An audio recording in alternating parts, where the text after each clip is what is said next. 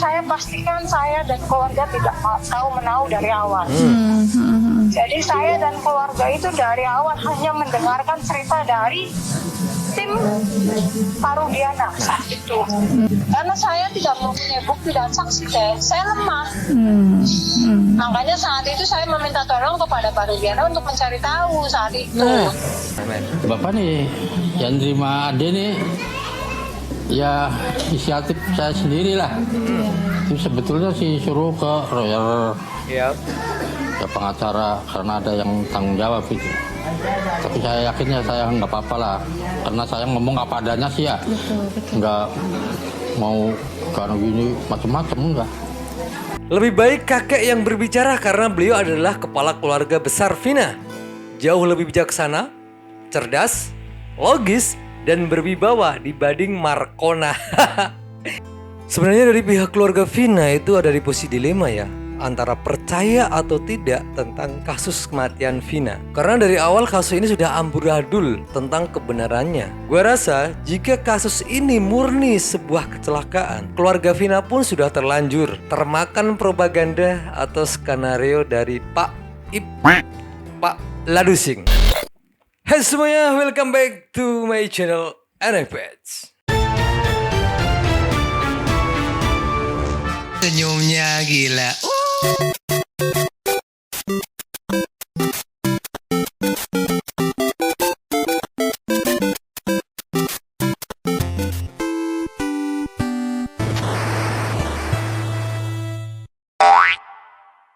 Nah, di video kali ini kita akan melihat reporter dari Nusantara TV untuk mewawancari keluarga Vina.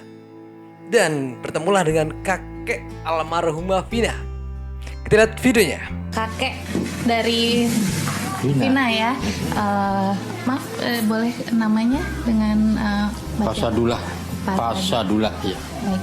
Ya kita udah diserahin sama kepolisian dah. Kalau kita kan jujur aja ya, kita orang awam, nggak tahu masalah hukum, nggak ngerti, jadi pasrah sama kepolisian aja. Saya tidak menuduh si A, si B itu pelakunya, si C pelakunya enggak. Karena apa? Karena saya tidak tahu bentuk orangnya kayak apa, macam apa, nggak tahu. Cuma saya mengikuti dari berita aja, dari awal udah begitu. Jadi masalah sidang saya nggak pernah ngikuti, terus pelakunya siapa-siapa ya saya nggak ngerti. Itu aja. Yang saya inginkan sih ya, karena sesuai dengan kesurupan waktu si Linda, bahwa si pelakunya ngomongnya si Egi, ya cuma ngertinya itu aja Bapak mah. Jadi ngertinya yang saya pikirkan tuh pelaku utama itu si Egi itu. Kalau ini sih ya nggak begitu percaya, dari awal juga nggak begitu percaya sih. Oh, justru Mbah tuh sebenarnya dari awal pas para terpidana ini ditangkap, justru Mbah juga sebenarnya dari keluarga tuh masih ada ragu ya. Ragu. Emang ini pelakunya gitu. Betul. Masih ragu. Jadi belum percaya. Ya belum percayanya secepat itu. Benar kan? Terus ya namanya juga pelaku, kalau memang dia melakukan pembunuhan. Kemarin melakukan pembunuhan, tapi kok pagi harinya, besoknya istilahnya kok datang ke tempat itu lagi. Jadi agak kejanggalan tuh. Masuk logika kan? Rata-rata kalau udah melakukan begitu ya udah kabur lah. Kemana-mana udah. Dari semua keterangan dari keluarga Vina, kakek ini yang menurut gua paling bijak dalam berbicara. Beda kan sama cucunya yang satu itu, yaitu Mbak Mbak Marliana. Udah beda. Dia kakek ini lebih bijak. Ya semoga sehat selalu kek buat Anda, panjang umur. Lanjut videonya. Bapak sih percaya aja begitu ada penangkapan. Oh itu pelakunya udah ditangkap katanya, udah kena. Ya percaya aja Bapak mah. Tuh. Karena kan yang tahu kan kepolisian. Kalau Bapak kan nggak ngerti. Karena prosesnya waktu itu diserahkan ke polisi. Cuma tuh dipikir sama kita tuh, ya agak janggal sedikit. Ya janggalnya tuh, kok cepet banget tangkapnya tuh. Ya dari keterangan kakeknya ini sangat bijaksana sangat apa ya, meskipun umur sudah tua ya, tapi beda dengan pemikiran anak muda seperti cucunya itu ya. Dia lebih logis, lebih bijaksana, lebih luas gitu loh untuk daya pikirnya kalau menurut gua. Nah, kita akan membacakan komentar dari teman netizen kita ya. Lebih baik kakek yang berbicara karena beliau adalah kepala keluarga besar Vina. Jauh lebih bijaksana, cerdas, logis, dan berwibawa dibanding Markona. Ini netizen sama kan sama seperti gue pemikirannya gitu. Sebenarnya kalau kebenarannya itu sama deh. Rata-rata sama untuk daya pikirnya, untuk asumsinya pasti sama. Oke, next video ya. Semua berawal dari kesurupan, benar nggak? Waktu itu dari keluarga sendiri memang melihat langsung pas Linda kesurupan itu atau gimana tuh? Melihat langsung. Oh memang melihat langsung ya Iya. pas Linda kesurupan itu memang ada Mbah juga. Jadi- Siapa aja Mbah waktu itu di situ yang ngelihat langsung? Yang lihat Linda? itu Mariana sama bapaknya. Pertama kesurupan. Nah itu yang awal-awal kesurupan itu. Bapak juga sebagai kakeknya itu yakin. Karena yakinnya apa? Suaranya persis, segala-gala omongannya itu persis. Nggak ada perbedaan. Yep. Tuh, tapi kalau yang kesini ya kesurupan lagi sih, itu nggak percaya. Agak aneh ya bisa Iya. kesurupan berkali-kali gitu maksudnya ya? Seorang kakek aja bisa berpikir seperti itu ya. Kenapa kita yang muda-muda atau keluarga yang muda-muda itu gak berpikir secara logis seperti kakek ini? Helinda, lu harus tonton video ini. Lu harus tonton keterangannya kakek. Kalaupun lu itu bohong waktu kesurupan, lu dosa juga. Ini orang tua lo kamu bohongin. Seumumnya dari keterangan Linda, kakek dan keluarga besar ini percaya karena kasus Vina adalah kasus pembunuhan. Jadi lu juga yang harus menanggung dosa. Kalau kesurupannya itu dibuat-buat. Dibuat-buat atau enggak, Linda? Aneh ya bisa Iya. kesurupan berkali-kali gitu maksudnya ya?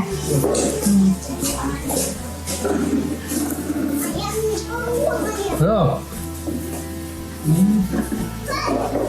Jadi bilang aja sama lawyer. iya nanti Nanti salah lagi apa? Markona. enggak apa-apa orang. Enggak apa-apa. Apa bilang nggak apa-apa, baik suruh ke lawyer aja.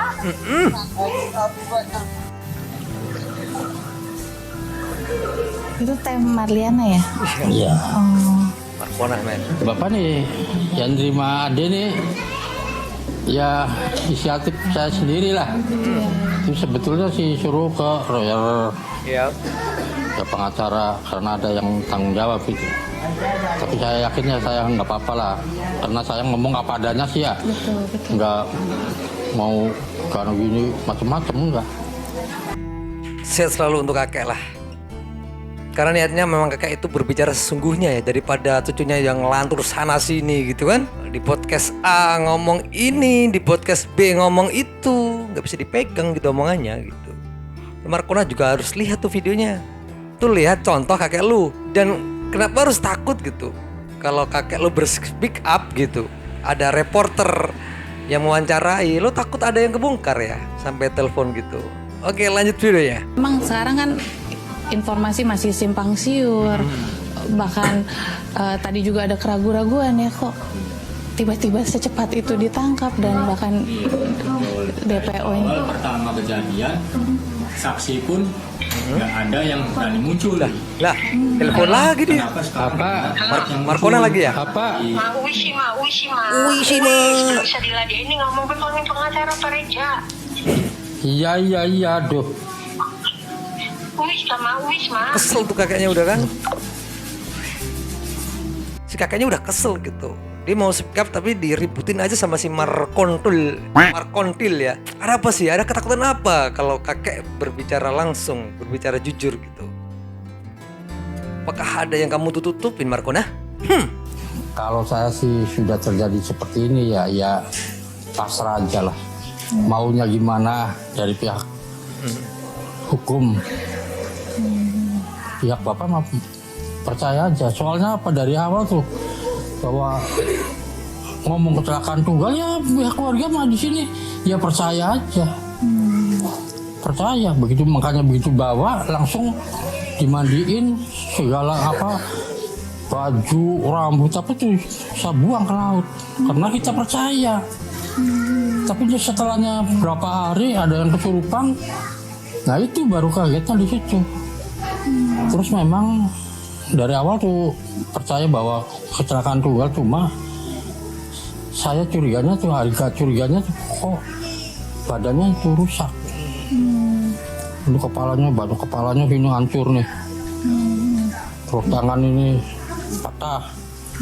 Terus kaki ini rusak nih, kaki betisnya. Tuh, mata ini. Terus ya maaf ya kemaluan sampai bengkak.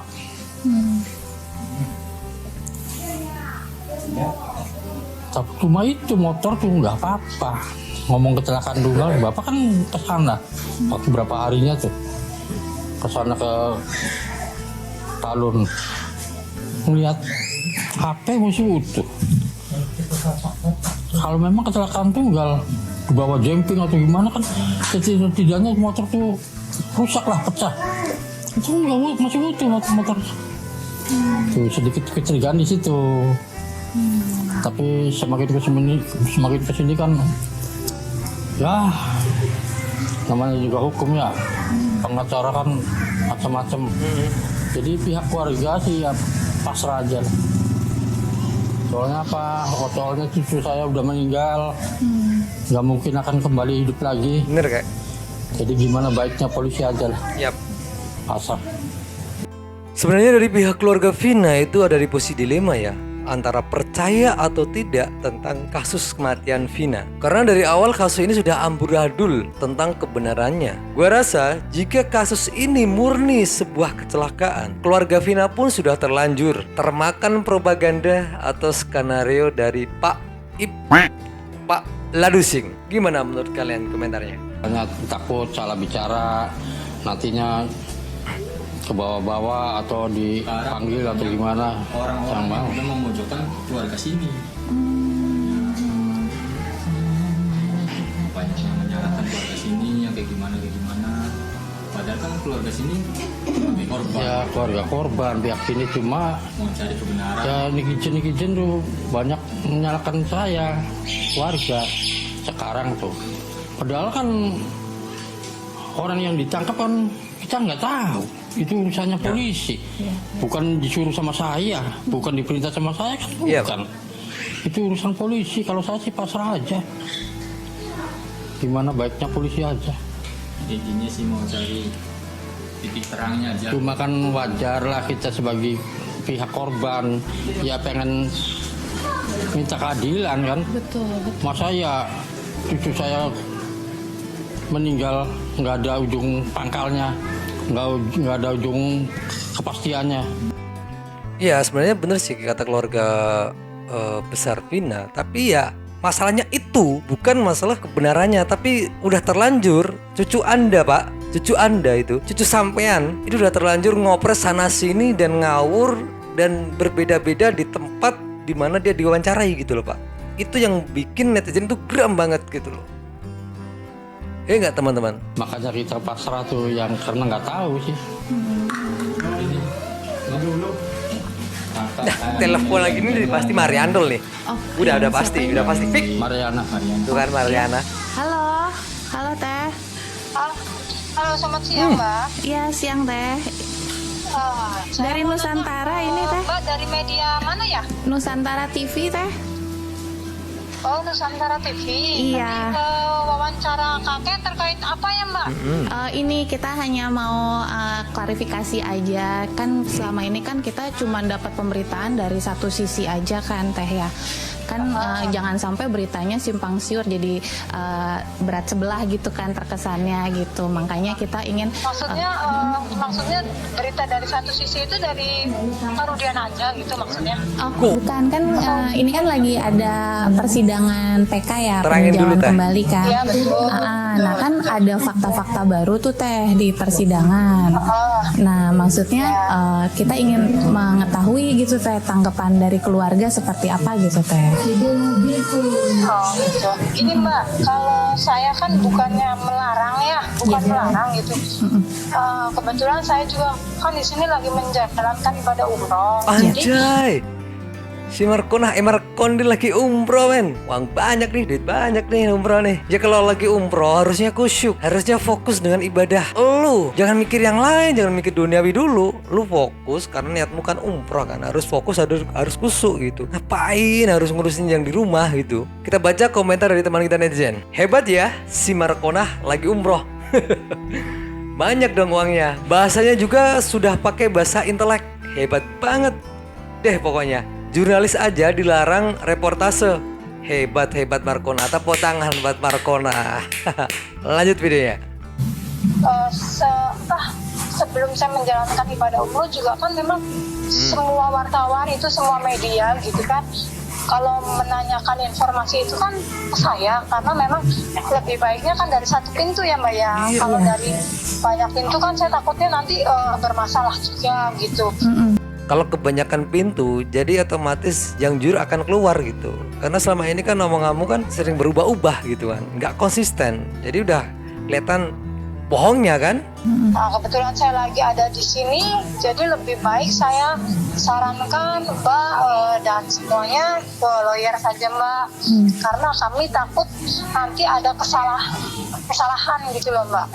Kalau Mbaknya tidak mau ke lawyer ya paling tidak tunggu saya pulang gitu loh Mbak. Nah bilang aja lu ya pengen diwawancarai gitu. Gak usah sok-sok gimana-gimana. Lo aja yang ngebet untuk diwawancarai. Kalau apa-apa kita konsultasi dulu sama lawyer, karena biar nggak salah gitu kan. Terus juga kan kalau kakek sama nenek kan sudah berumur, kemungkinan mereka sudah lupa semuanya. Saya yang muda aja kan kadang suka lupa gitu kan. Yang sudah kejadian 8 tahun itu kan, terkait bukti-bukti yang baru sekarang muncul kayak SMS, WA gitulah kan. Itu saya pastikan saya dan keluarga tidak tahu menahu dari awal. Jadi saya dan keluarga itu dari awal hanya mendengarkan cerita dari tim Parudiana saat itu. Walaupun kita mengotot untuk bilang bahwa ini pembunuhan dan pemerkosaan seperti yang di awal, karena saya tidak mempunyai bukti dan saksi, saya lemah. Makanya saat itu saya meminta tolong kepada Parudiana untuk mencari tahu saat itu. Udah fix kan? Dari keterangan Markonah terus dilanjutkan ke Parudiana gitu kan, dan terjadilah proses. Nah ini secara langsung dia sudah keceplosan berkata jujur gitulah untuk Mbak Marliana. Oke, kita kasih kesempatan buat teman netizen kita untuk bersuara. Markonah yang pertama ngomong di media sosial kesurupan soal motor yang tidak ada lecet akibat kecelakaan dan ambil HP Vina di kantor polisi yang tidak rusak. Semua keterangan Markonah mengarahkan pembunuhan, tapi sekarang malah bilang nggak tahu apa-apa. Lanjut. Bagaimana dia tahu motor itu lecet dari awal? Kan Vina tidak punya motor itu motornya Eki. Duh si Markonah, dan katanya dijemput Eki, padahal Eki ke rumah Widi menjemputnya. Ya udah pokoknya udah runyam lah omongan Marliana lah. Saya tahu bahwa ini semua salah tangkap. Iya. Buat apa saya buka lagi kasus ini Mbak? Oke. Iya. Justru harusnya mereka itu berterima kasih sama saya dan keluarga saya, karena saya dan keluarga saya mau speak up. Bener. Akhirnya semuanya itu kan tergotong mencari tahu faktanya. Iya kan? Iya. Karena dari keterangan Mbak Markonah ke produser film dan terbuatlah film Vina Sebelum 7 Hari. Semua jadi terang. Dan gara-gara film itu kan kasus Vina jadi gempar lagi dan tertangkaplah Peggy Setiawan yang diduga sebagai otak dalam pembunuhan dari Vina. Peggy Setiawan keluar dan akhirnya proses kembali PK dari 7 terpidana. Dan alhamdulillah akhirnya kasusnya kembali terbongkar kan. Jadi terima kasih lah buat Mbak Marliana, memang dari speak up itu terbongkarlah sudah semuanya. Gimana menurut pendapat kalian tentang teror yang dilakukan Mbak Marliana kepada kakaknya sendiri? Jangan lupa minum air putih biar kencing kalian lancar. Jangan lupa bahagia.